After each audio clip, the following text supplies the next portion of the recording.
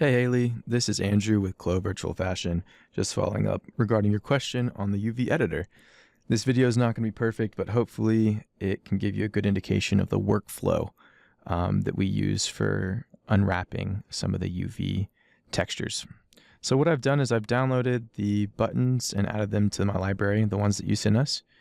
And what I'm going to do is for the front and the back, just go ahead and double click, and that will add both of them to that'll add one of them to the object browser, and then do the same thing for the front, and that gets added to the object browser, as you see here.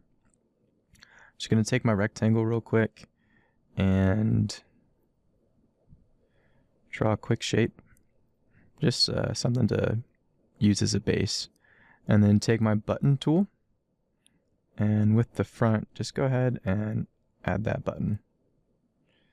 And then what I want to do is switch from simulation to UV editor mode. All right, so we see the fabric here, and we see the button at the origin, or in other words, 0, 0 in mathematics. So what we want to do is we're going to go ahead and select the button and move it. So select the button, right click, and say fit UV to 0, 1. So that's going to make it bigger, and it's going to be put within this box here. And we just say length, okay. Great, so we've done that for the front. We want to do the same thing for the back. So, just going to switch to the back, button tool,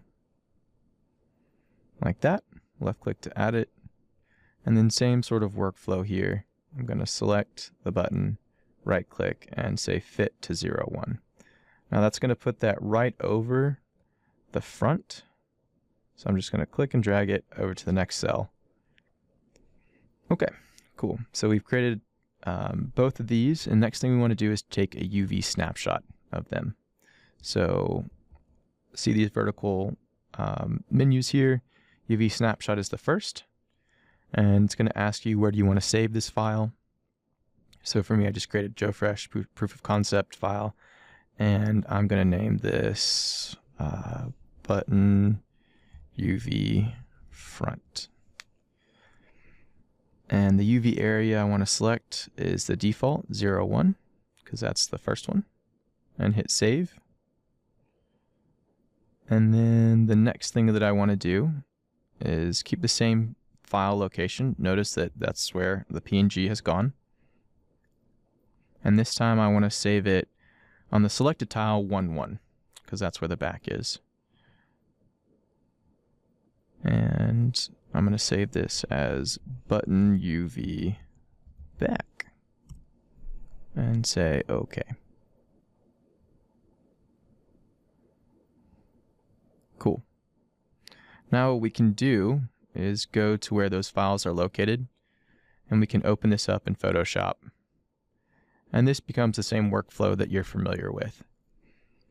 So as Photoshop loads,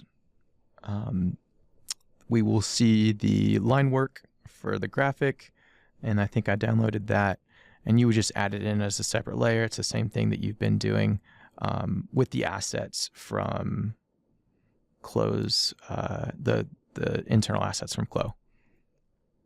So your workflow may be a little different at this point, but just to show you. Oops.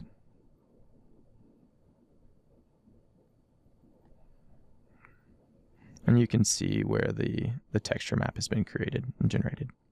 So hope this helps. Let us know if you have any questions, and otherwise we will speak to you soon. Thank you.